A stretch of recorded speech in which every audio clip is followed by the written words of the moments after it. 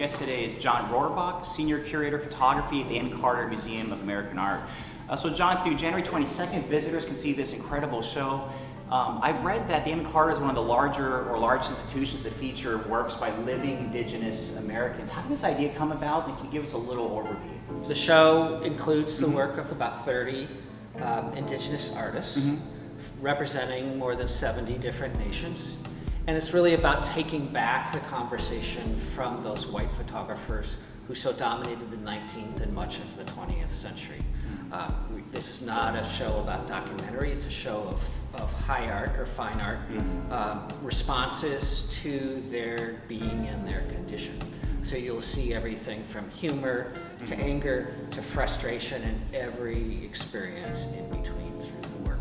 Wonderful, let's go check it out. So we call the first section of the show Survivance. In this section, those artists that we focus on are responding to, in a way, their audience is white culture just as much as their own cultures. They're responding to the predicament that they find themselves in today. And this is a perfect example. This is done by a Crow artist named Wendy Red Star. It made sense for her to say, okay, what objects do you have that come from my culture in your collection? And the museum brought out those items that you can see in the little watercolor paintings. And she was so intrigued by that she delved into it further, found that these little paintings are on the back of what were catalog cards from the 1950s and 1960s.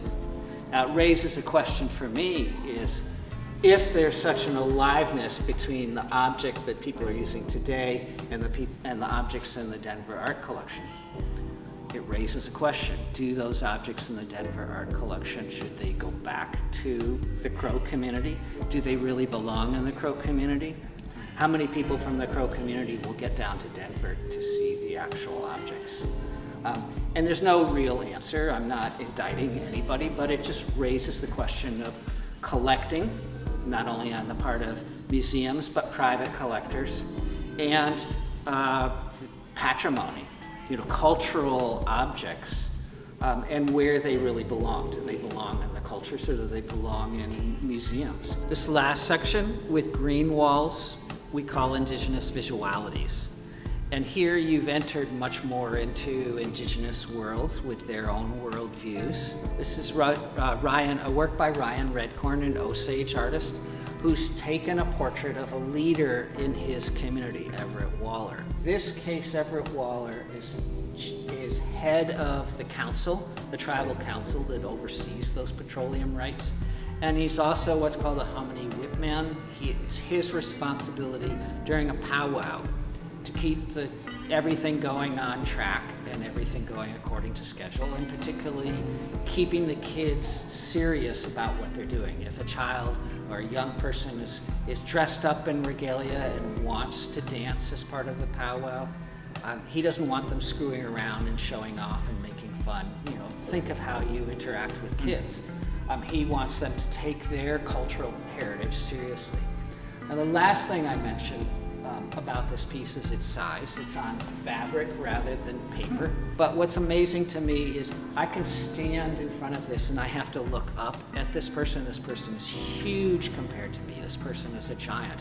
I feel diminished. And if we think of ourselves, particularly as a European American white culture, we tend to think of ourselves as larger and higher in level, higher in stature. This has reversed the conversation. I feel greatly diminished in front of a portrait like this. So it's part of that, again, that reversing of the conversation. And it's a great way there's nothing more deep than that. It's a great way for people to start to think about what their relationship is to society and to each other. Yeah.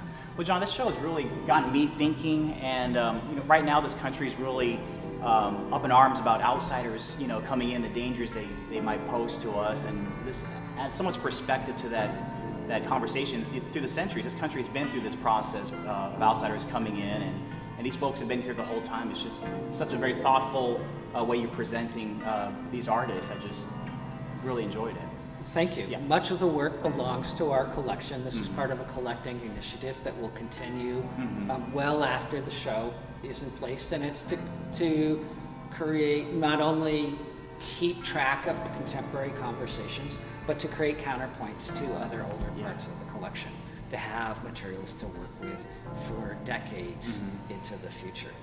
But you're exactly right. This show is really about how one relates to people who are not part of your culture, and to hear the thoughts and perspectives of those people.